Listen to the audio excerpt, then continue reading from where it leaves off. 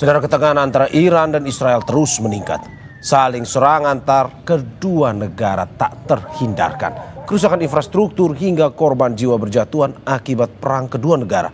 Apa dampak perang antara Iran dan Israel dan apa yang harus dilakukan pemerintah Indonesia menyikapi perang ini? Pagi ini kita akan bahas dengan sejumlah narasumber, diantaranya ada Hisham Sidki, WNI, mahasiswa S2 Ahlul Bait International University di Teheran, Iran. Selamat pagi, Mas Hisham. Mas Hisham, Anda bisa mendengar? Selamat pagi. Oke, selamat pagi waktu Indonesia. Dan juga selain itu juga ada anggota Komisi 1 DPR fraksi PKB Oleh Soleh. Selamat pagi, Bang Soleh. Selamat pagi, Mas. Dan juga pakar hubungan internasional Unpad, Teguh Reza Shah. Selamat pagi, Mas Teguh. Selamat pagi, salam dari Bandung. Selamat pagi, Bapak-bapak. Terima kasih sudah bergabung di Dialog Sapa Indonesia pagi. Saya ke Mas Hisham terlebih dahulu. Mas Hisham, bagaimana Anda bisa menceritakan kondisi saat ini di sana yang ingin kita ketahui? Baik. Ya. Sebelumnya mohon maaf juga karena saya sendiri berada di kota Qum, ya, yang mana kurang lebih sekitar 120 km dari ibu kota Iran, yaitu di Teheran. Teheran, ya. Sejauh ini, ya, sejauh ini yang kami berada di Qum ini, alhamdulillah baik-baik saja, ya. Bahkan tidak ada yang namanya penyerangan sama sekali. Namun kalau di Teheran sendiri masif, yaitu sering terjadi pengeboman. Namun itu terjadi di berbagai kota-kota yang ada di Teheran sendiri. Namun untuk yang ada di Qum sendiri sejauh ini belum ada apa-apa dan aman. Oke, berarti Anda mau bilang bahwa serangan ini hanya terjadi di Teheran, sedangkan wilayah yang berada di luar Teheran itu relatif lebih aman atau bagaimana sebenarnya? Ya, adapun untuk di provinsi atau bahkan di kota-kota yang lain yang ada di Iran ini juga terjadi penyerangan. Misalnya di Tabriz dan juga di Isfahan atau bahkan di Bandar Abbas itu juga sering terjadi penyerangan. Oke, berarti ada penyerangan lain di luar Teheran, ya. Kalau kita mau tahu seberapa dampak kerusakan yang terjadi akibat dari serangan yang dilakukan ini? Baik, untuk terjadinya penyerangan ini ada beberapa, mungkin yang pernah kita ketahui juga, ada berbagai video-video yang sudah kita perhatikan bahwa ada beberapa gedung-gedung yang sudah dihancur. Dan juga ada studio salah satu TV nasional yang ada di Iran pun juga diserang. Ya. Seperti itu. Oke, Anda bilang tadi bahwa Anda berada ya cukup jauh dari Teheran. Tetapi bagaimana Anda bisa menggambarkan kegentingan itu juga dirasakan oleh warga masyarakat yang berada di luar Teheran atau berada di wilayah yang berada di luar jalur serangan itu? Apakah memang juga merasakan kegentingan yang sama atau bagaimana? Betul. Sebelumnya kami memang mempunyai atau tergabung dalam grup WNI yang ada di Iran ini, dan mana teman-teman atau WNI ini saling mengkabarkan, saling memberitahu bahwa di mana di kota tersebut atau di provinsi tersebut terjadi ledakan atau penyerangan. Nah, di situ dari kami yang ternyata yang ada di Qum misalnya, yang ada di Qum yang aman-nyaman ini pun juga aslinya sangat takut kalau seandainya tiba-tiba terjadi penyerangan. Bahkan teman-teman pun ada yang sampai kumpul dalam satu tempat yang sekiranya di situ merasa aman, saking takutnya terhadap penyerangan ini. Oke, dari tempat Anda, tadi Anda cerita 100 km, apakah memang dari KJRI sendiri sudah ada info, mungkin tempat Anda yang lumayan berada di wilayah yang lebih relatif aman, apakah menjadi tempat kumpul ataupun juga menjadi tempat bagi ya WNI lain untuk bisa datang dan juga mungkin bisa mengungsi di tempat Anda atau bagaimana?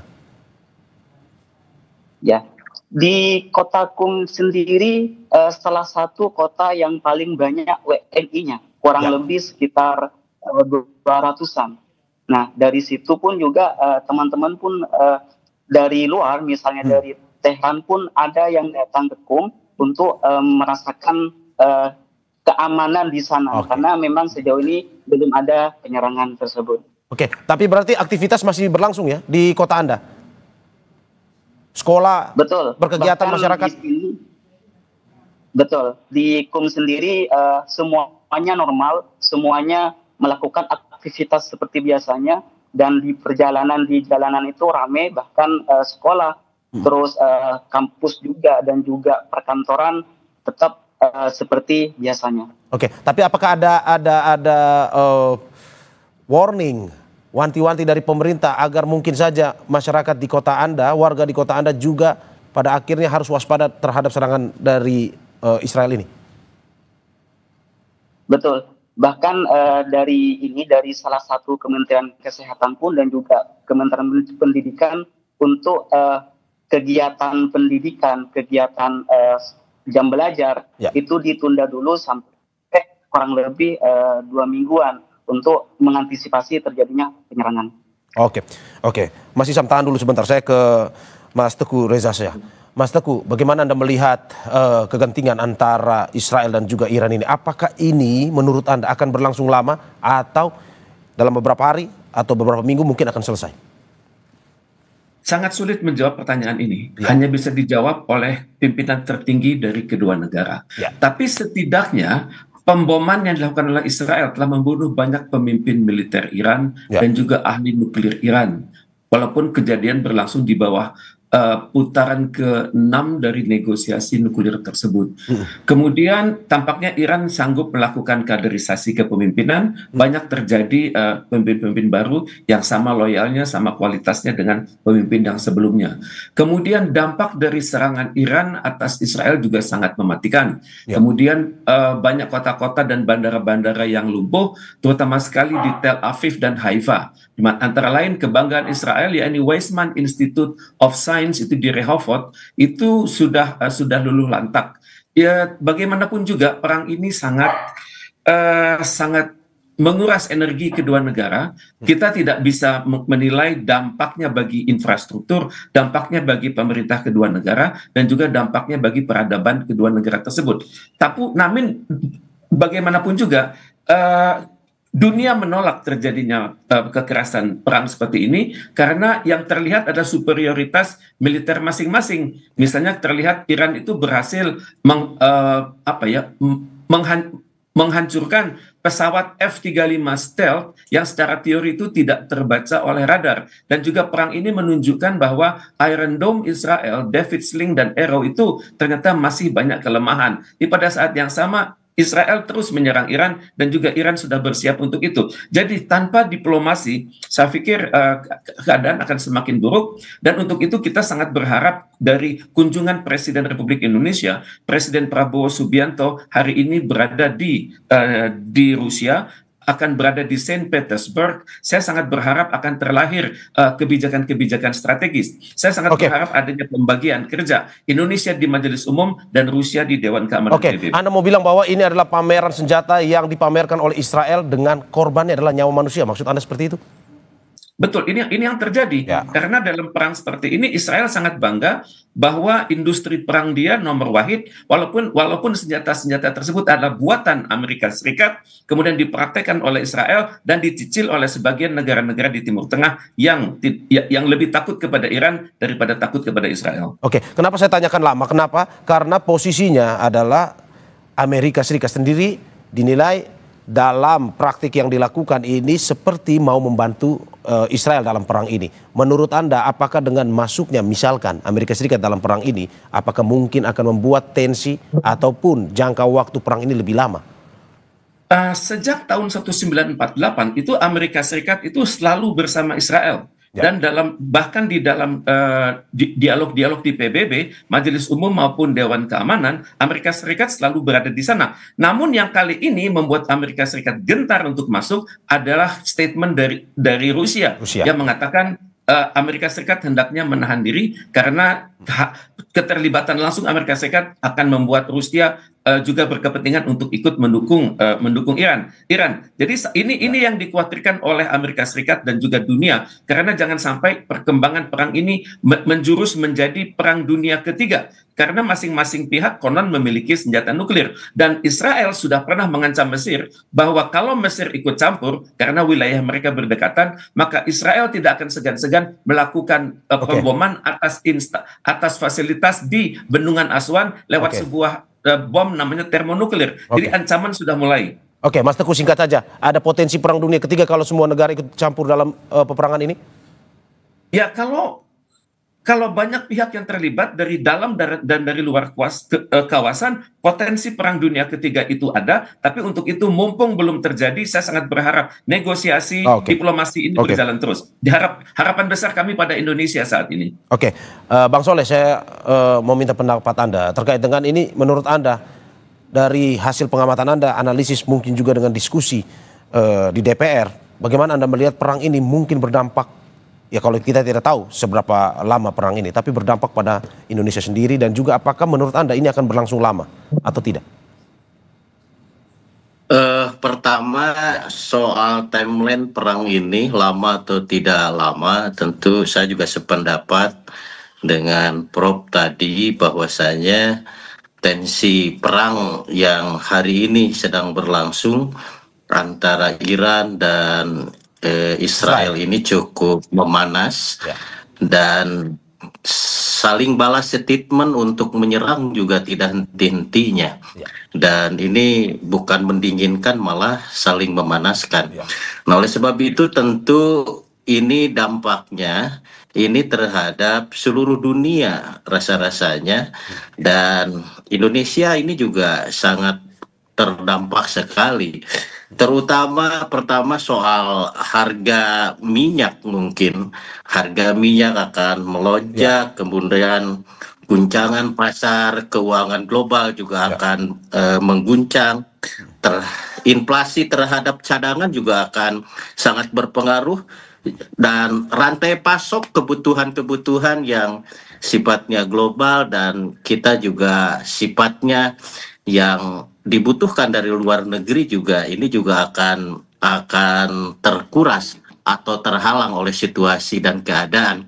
Nah, oleh sebab itu tentu ini semua elemen bangsa dan tentunya dunia, dan paling pokok adalah negara-negara Islam harus bersatu padu bersatu bagaimana diplomasi di tingkat dunia, terutama di PBB, bisa menekan daripada kedua negara, terutama menekan Israel itu sendiri, di mana Israel bayang-bayang Amerika, yang selalu di belakangnya adalah Amerika, sementara Amerika juga memasang dua kaki dalam perang ini. Nah, tentu ini juga harus ada tekanan kuat kepada Amerika, karena pada dasarnya yang bisa menekan Israel ini hanya Amerika. Kalau Israel bisa ditekan oleh Amerika, maka insya Allah ta'ala ini perang juga tidak akan terlalu lama, dan dampak sosial, ekonomi, dan yang lain-lain di dunia ini ya mudah-mudahan bisa secepatnya pulih kembali. Oke, berarti Bang Soleh, menurut Anda Presiden Prabowo harus bisa negosiasi sebenarnya ke Amerika sebenarnya ya, untuk bisa menghentikan perang ini? Ya, seperti itu. Karena memang Amerika dengan Israel ini kan tidak bisa dipisahkan. Kepentingan Amerika juga ada, kepentingan Israel. Israel juga sama memiliki kepentingan yang sama. Di mana dalam puluhan tahun akhir ini pendapat-pendapat Amerika ini selalu membela dan melindungi Israel.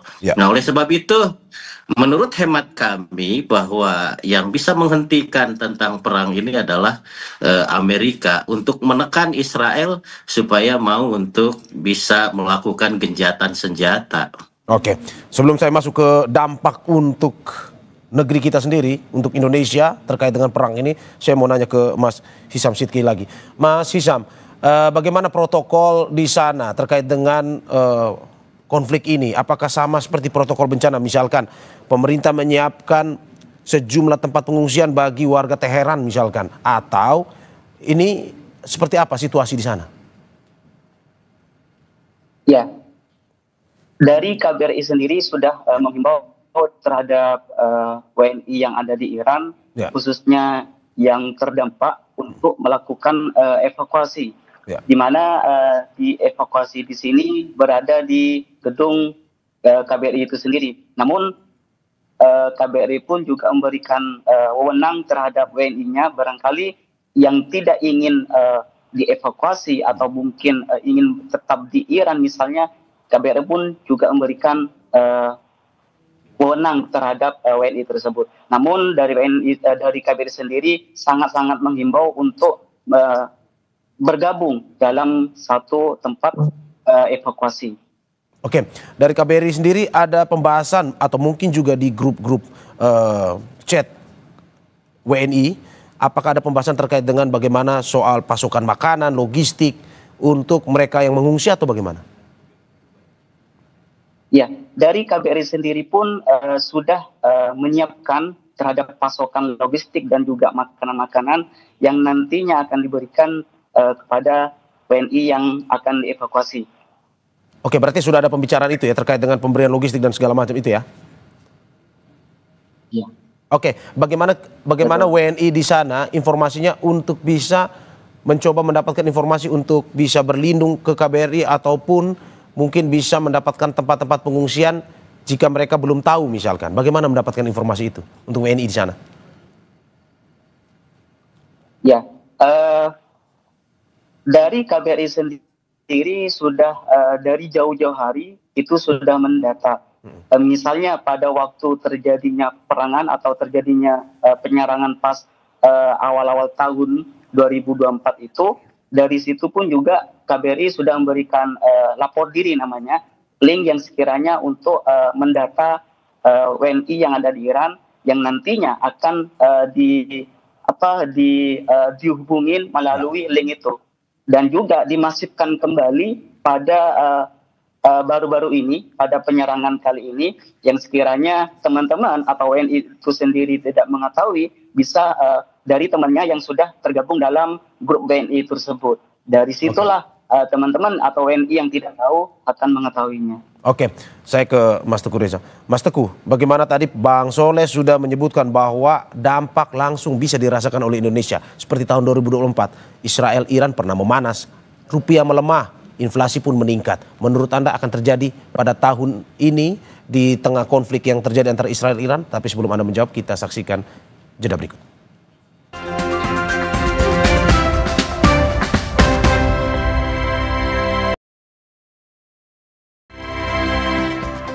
Terima kasih masih di Sapa Indonesia Pagi, saudara. Bersama saya Mario Sharon dan sejumlah narasumber saya ada Hisam Sidki, WNI mahasiswa S2 Alul Bait International University di Teheran, Iran, dan juga anggota Komisi 1 DPR fraksi PKB Oleh Soleh, serta pakar hubungan internasional UNPAD Teguh Reza Shah. Saya kembali ke Mas Teguh. Mas Teguh, bagaimana Anda melihat tahun 2024 Israel-Iran pernah berkonflik juga dan akhirnya mempengaruhi langsung ke Indonesia, termasuk sektor ekonomi, di mana pada tahun itu rupiah melemah, pertumbuhan ekonomi terhambat dan mencuatnya inflasi. Menurut Anda apakah akan terjadi juga di tahun ini dalam skala yang lebih panjang atau bagaimana?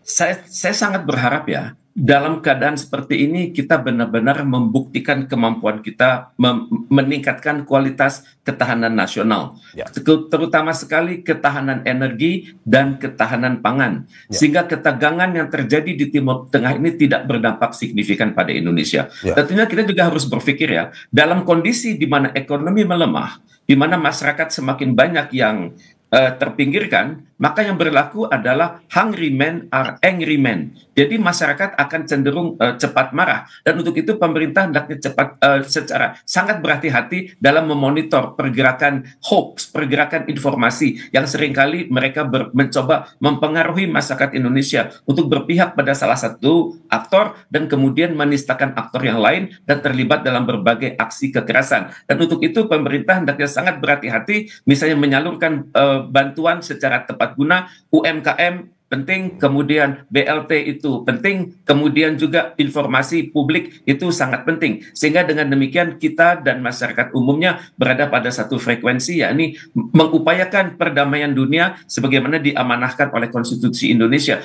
Perihal ekonomi yang memburuk ini adalah suatu keadaan yang terjadi di seluruh dunia, tapi dalam pandangan saya, kementerian teknis Indonesia sudah memiliki berbagai skenario seperti bagaimana kalau US dollar semakin kuat dan rupiah semakin melemah, kemudian harga-harga minyak dan energi dunia terus menaik. Saya sangat berharap pemerintah berhati-hati dalam menjaga fiskal, dan kemudian sangat berharap pemerintah itu benar-benar memelihara kestabilan di dalam negeri, karena kestabilan yang tinggi itu akan menentukan kemampuan kita melakukan rencana-rencana perdamaian di dunia. Seperti kita lihat bersama, pemerintah Iran sangat mengharapkan peran serta Indonesia, karena dalam kondisi sulit seperti ini, tidak banyak negara yang memiliki kredibilitas tinggi selain Indonesia untuk melakukan terobosan-terobosan. Kita memiliki mitra yang sangat banyak di Kerjasama Selatan-Selatan, di Gerakan Non-Blok, di Organisasi Konferensi Islam, dan kita mendapat banyak simpati dari negara-negara Liga Arab. Jadi tampaknya sekaranglah saat yang tepat bagi Indonesia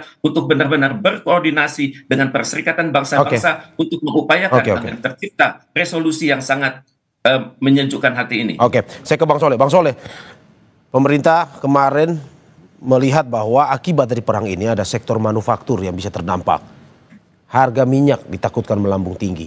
Menurut Anda, apa yang bisa dilakukan Indonesia, terutama dari sektor-sektor yang penyangga ekonomi negeri ini? Tentu Indonesia harus melakukan inovasi. Bagaimana Indonesia melalui pemerintah, Pak Presiden beserta para menteri sebagai pembantunya untuk melakukan kompromi ataupun melakukan dialog-dialog dengan negara-negara yang lain. Bagaimana ketergantungan minyak dari Timur Tengah bisa ditambal dari negara-negara lain. Begitu juga manufaktur, misalkan yang dari negara-negara Eropa, negara-negara Timur Tengah juga bisa ditambal dari negara-negara yang lain. Dan tentu ini harus secepat mungkin, dan tentu perang Timur Tengah ini menjadi alarm untuk bagaimana Indonesia bersiap diri dalam berbagai hal, baik itu dalam pertahanan, dalam penguatan energi, penguatan pangan, dan yang lain-lain. Dan tentu Pak Presiden memiliki sebuah strategi di mana tadi bahwa Indonesia dengan konsep non-bloknya ini, Indonesia akan masuk ke seluruh negara-negara di berbagai belahan dunia. Karena pada dasarnya Indonesia tidak memiliki musuh dalam hal ini. Tadi juga Prof sampaikan bahwa Indonesia sangat dekat, Indonesia juga sangat diterima oleh seluruh dunia, sehingga tidak cukup sulit ketika untuk mendapatkan sesuatu hal yang diperlukan oleh Indonesia, maka akan mudah sekali didapat. Yang paling penting adalah bagaimana Indonesia tetap bisa bertahan dalam keadaan situasi yang tidak menentu seperti ini. Ya, Bang Soleh, termasuk menurut Anda Indonesia pun juga harus mengembangkan atau memanfaatkan sumber daya dalam negeri sendiri untuk pada akhirnya tidak bergantung dari negara lain, sehingga ketika terjadi konflik atau situasi seperti ini, ya Indonesia tidak terlalu berdampak. Maksudnya seperti itu ya? Otomatis, maka energi terbarukan ini harus segera diseriuskan. Bagaimana agar energi hijau ini betul-betul menjadi sebuah program prioritas dalam rangka ketahanan energi tadi. Bahwasanya alhamdulillah di Indonesia banyak sumber energi terbarukan seperti minyak sawit yang bisa dijadikan minyak, energi, dan yang lain-lain. Nah, ini tinggal bagaimana ini roadmap ke depan. Ketahanan energi dan ketahanan pangan tentunya ini harus dimulai dari sekarang. Bagaimana Indonesia betul-betul harus siap dalam kondisi apapun menghadapi situasi global yang tidak menentu ini. Oke, saya ke Mas Teguh lagi. Mas Teguh, bagaimana Anda melihat kemarin Duta Besar Iran untuk Indonesia mengatakan bahwa butuh Indonesia untuk dalam permasalahan Iran Israel ini. Pun juga dia mengatakan menyampaikan pesan dari Presiden Iran yang mengundang Presiden Prabowo Subianto untuk datang langsung ke Iran untuk berkomunikasi, berdialog terkait dengan permasalahan ini. Menurut Anda, apakah memang ini bisa kita katakan posisi Presiden itu dan juga Indonesia ini memiliki daya tawar tinggi dalam konflik ini, dan apa yang harus dilakukan Indonesia? Tepat sekali. Kita pertama menghargai ya itikat baik dari pemerintah Iran untuk mengundang Indonesia. Tentunya yang diundang ini adalah Indonesia sebagai suatu bangsa, Indonesia sebagai suatu pemerintahan yang sangat demokratis, dan Indonesia memiliki kredibilitas global. Tentunya mereka juga melihat ya bahwa bersama Indonesia itu ada banyak negara-negara cinta damai yang lain yang saat ini merupakan mayoritas di Majelis Umum PBB. Jadi kalau terjadi suatu resolusi Indonesia itu selalu di sana, dan pimpinan Iran itu sangat objektif. Mereka melihatnya Indonesia bukannya negara-negara manapun di dunia, karena mereka sadar akan kekuatan diplomasi Indonesia dan juga akan kuatnya pesona Indonesia untuk mengajak aktor-aktor internasional untuk bersatu. Dan untuk itu kan tentunya Presiden Prabowo ini harus mendapat dukungan publik dari masyarakatnya sendiri. Itu yang pertama. Dan yang kedua adalah pada saat nanti Presiden kita berdialog dengan Presiden Vladimir Putin, saya sangat berharap adanya pembagian kerja yang sangat tepat. Indonesia optimal di Majelis Umum PBB dan Rusia optimal di Dewan Keamanan PBB. Tapi tentunya hal ini juga harus dikonsultasikan dengan Sekjen PBB. Jangan sampai ide-ide yang sudah baik ini nanti dipertanyakan lagi oleh masyarakat dunia. Kemudian pada saat yang sama, Presiden Indonesia hendaknya melanjutkan komunikasinya dengan Presiden Donald Trump.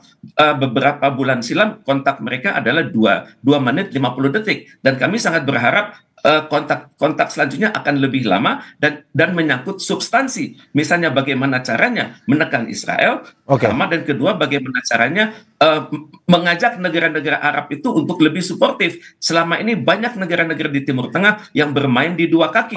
Mereka lebih takut kepada Israel daripada kepada Iran. Mas Teguh, to the point. Kepada Iran daripada kepada Israel. Mas Teguh, to the point saja. Dalam arti Indonesia tetap non-blok atau mendukung Iran sebenarnya?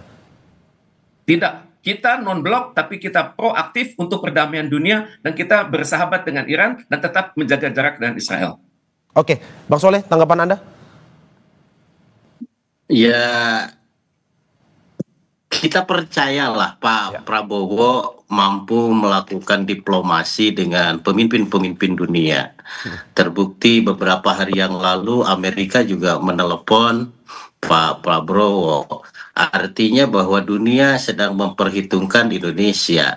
Selain daripada itu, Indonesia juga memiliki potensi di mana negara muslimnya juga cukup banyak, terbesar daripada di dunia ini. Nah, sehingga organisasi OKI ini juga bisa dimaksimalkan. Yang paling pokok adalah Indonesia ini kan ya tadi dengan konsep bebas aktif, menjaga perdamaian, saya rasa menjaga perdamaian tanpa bermusuhan, tanpa memblok Irak maupun memblok juga Israel, tentu ini juga bagian daripada strategi yang akan dibawa oleh Pak Prabowo. Yang paling pokok adalah bagaimana perdamaian dunia ini bisa tercipta, perang bisa selesai, sehingga dunia bisa damai kembali. Berarti menurut Anda, seperti yang dikatakan oleh Mas Teguh tadi, Indonesia tetap non-blok, tetapi negosiasi terus dilakukan antara Israel dan Iran, atau bagaimana? Kalau Bang Soleh, apakah Indonesia harus dukung Iran aja ini? Saya rasa menjaga jarak dengan Israel menjadi sebuah penting, karena memang dunia juga sedang menyoroti bagaimana kejahatan Israel ini yang amat sangat luar biasa. Dan kita juga tidak bisa mendukung full 100% terhadap Iran, karena kita juga terbatas dengan politik luar negeri kita, bahwa politik luar negeri kita adalah non-blok. Yang harus kita dukung tadi, bahwa bagaimana supporting kepada Pak Presiden yang hari ini sedang lawatan ke Rusia, kita harus dukung 100%. Bagaimana mereka mampu menghasilkan solusi-solusi terbaik demi perdamaian di Timur Tengah itu sendiri. Oke, saya kembali ke Mas Teguh. Mas Teguh, bagaimana Anda melihat, saya mau minta tanggapan Anda terkait dengan ini pemerintah Iran terbaru akhirnya mengumumkan rencana keluar dari perjanjian penyebaran dan pelucutan senjata nuklir atau NPT. Akan seperti apa ini ke depan? Apakah memang saling jual beli serangan dengan pada akhirnya ini menggunakan tenaga senjata nuklir ke depan ini, ataukah memang mungkin ini hanya ancaman-ancaman pada akhirnya untuk bisa ya sudah ini selesailah daripada kegentingan ataupun destruktifnya makin meluas? Terima kasih. Banyak pendapat soal ini di dunia ya.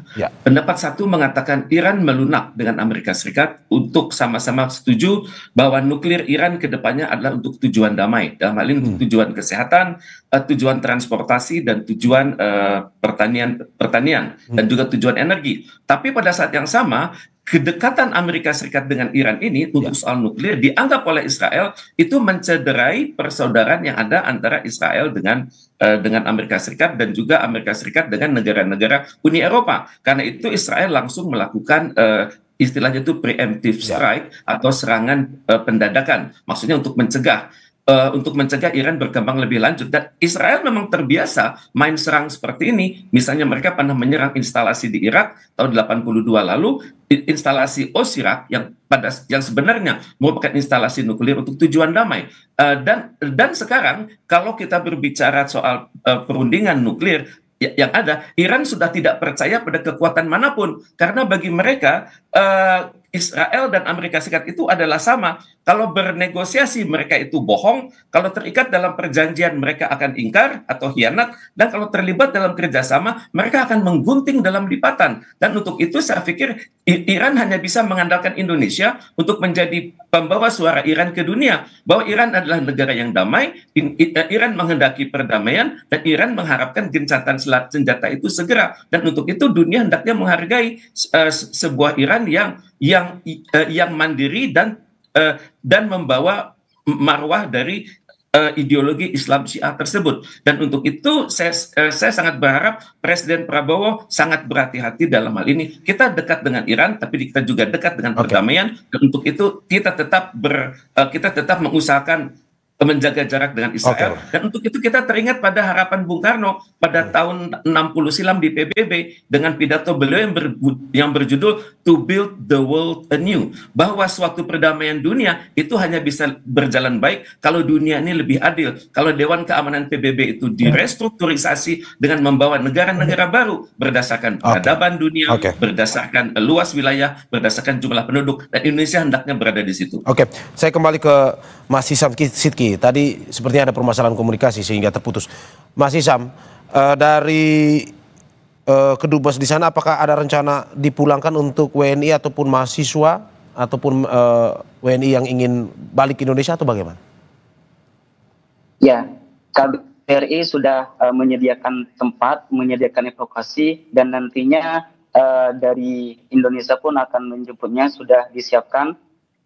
Namun itu tadi kendalanya dari teman-teman atau dari WNI yang jalurnya sangat jauh ya, misalnya dari Isfahan atau Mashhad atau bahkan dari Bandar Abbas, itu pun juga harus menunggu lama seperti itu. Namun dari KBRI pun juga tetap menunggu dari WNI ini yang sekiranya nanti ingin dievakuasi dan dipulangkan ke Indonesia. Dan ya kita harapkan ya warga negara Indonesia yang berada di sana selalu baik-baik saja ya Mas ya. Dari informasi yang mungkin Anda dapatkan baik itu dari KBRI maupun juga dari komunikasi yang dibangun, jaringan komunikasi yang terjadi antara WNI di sana. Saya ke Bang Soleh. Bang Soleh, dalam arti bahwa tadi kita sudah banyak berbicara terkait dengan posisi Indonesia yang berada di tengah antara Israel dan Iran. Dalam arti bahwa undangan Presiden Iran untuk Presiden Prabowo Subianto ini harus disikapi seperti apa dan negosiasi seperti apa yang perlu dibawa oleh Presiden Prabowo Subianto untuk Presiden Iran? Tentu kita menghormati dan mengapresiasi terhadap pemerintah Iran yang memposisikan Indonesia sebagai garda terdepan bagi negara Iran untuk menuju perdamaian. Dan tentunya Pak Presiden harus menerima mandat ini menerima mandat ini dari Iran untuk dibawa kepada PBB dan juga negosiasi dengan Israel, juga tentunya ini juga harus pelibatan daripada Amerika itu sendiri. Mudah-mudahan ini menjadi solusi terbaik karena memang Indonesia tidak punya peristiwa ataupun sejarah yang bisa melukai negara-negara di Timur Tengah maupun negara-negara yang ada di Eropa. Nah, oleh sebab itu intervensi Indonesia dengan konsep non-blok ini, rasa-rasanya tadi saya sependapat dengan Prof akan lebih diterima oleh seluruh pimpinan dunia, dan nyaris di PBB kita juga di majelis PBB sudah banyak perundingan-perundingan yang dihasilkan untuk perdamaian dunia itu sendiri. Oleh sebab itu, ya rakyat Indonesia berharap pada Pak Presiden bahwa kepercayaan Iran ini harus diambil dan dijadikan sebagai momentum bahwa Indonesia mampu untuk menegosiasikan, menghentikan perang yang ada di Timur Tengah. Oke, saya ke Mas Teguh. Mas Teguh, bagaimana Anda melihat seperti yang dikatakan Bang Soleh, momentum bagi Presiden Prabowo untuk melihat undangan hubungan baik antar Presiden Iran dan juga Indonesia, dan apa negosiasi diplomasi seperti apa yang perlu dibawa oleh Presiden Prabowo untuk bisa pada akhirnya menghentikan konflik kedua negara ini? Saya pikir kedatangan Presiden Prabowo ke Iran itu akan sangat berarti ya bagi perdamaian dunia, di mana beliau bukan hanya datang dengan ide, tapi datang dengan kredibilitas dan datang dengan bukti sejarah. Kesetiaan kita pada perdamaian dunia itu sudah teruji lewat konferensi Asia Afrika tahun 1955. Dan sejak itu kita selalu menjadi negara yang penengah, negara yang benar-benar menyejukkan, negara yang taat pada hukum internasional, negara yang setia pada etika internasional, dan tidak pernah mengkritik, tidak pernah memperburuk status suatu negara dalam berbagai forum internasional. Diplomasi Indonesia sudah teruji di Majelis Umum PBB dan juga sudah teruji saat kita menjadi anggota tidak tetap Dewan Keamanan PBB. Jadi dengan kombinasi kekuatan moral, kekuatan psikologis dan kredibilitas ini, saya yakin Presiden kita akan mendapat pesan-pesan khusus dari pimpinan spiritual Iran dan juga pimpinan kenegaraan di Iran, bahwa justru pesan inilah yang hendaknya dikonsultasikan kembali kepada Sekjen PBB dan juga kepada negara-negara di Dewan Keamanan PBB. Karena sekaranglah saat yang sangat tepat bagi Indonesia untuk membuktikan bahwa kita adalah negara yang setia pada perdamaian, negara yang setia dengan konstitusi Undang-Undang Dasar Negara Republik Indonesia tahun 1945 yang bertanggung jawab atas terpeliharanya perdamaian di dunia. Dan untuk itu berdasarkan semua kontak antara PBB, Iran dan juga Amerika Serikat, saya sangat berharap akan ada suatu terobosan yang menghentikan perang di Timur Tengah ini. Dan kalau ini berhasil, tidak mustahil Presiden Prabowo akan mendapat Nobel perdamaian dalam waktu segera. Oke, saya tutup dari Mas Hisam Sidki. Mas Hisam, bagaimana Anda melihat harapan publik, harapan WNI di sana terhadap Presiden Prabowo Subianto jika pada akhirnya dipercaya untuk bisa menjadi negosiator, untuk bisa menghentikan, mendamaikan kedua negara ini ataupun menghentikan perang ini? Baik, kami dari mahasiswa khususnya dan juga teman-teman dari WNI sangat berharap Pak Prabowo ini bisa mendamaikan atau memberikan sumbangsi yang baiklah terhadap Iran, yang sekiranya nanti kami dari pelajar ini bisa melanjutkan studi kami, dan juga kepada WNI yang sudah lama di Iran bisa melaksanakan aktivitasnya kembali. Karena memang dari saya pribadi pun juga sangat menginginkan studi kami itu terus berlanjut, terus sampai selesai. Oleh karena itu kami dari pelajar dan juga dari WNI yang lain berharap kepada Presiden kita Pak Prabowo ini yang sekiranya nanti memberikan ya, memberikan kedamaian, memberikan sumbangsi baik terhadap Iran dan bisa menghentikan yang namanya perang ini. Oke, terima kasih Bapak-bapak atas apa yang disampaikan pada hari ini. Semoga bisa memberikan pencerahan baru kepada terutama pemerintah kita bagaimana bisa menyikapi konflik antara Iran dan Israel dan juga berdampak ya pada akhirnya lebih baik lagi.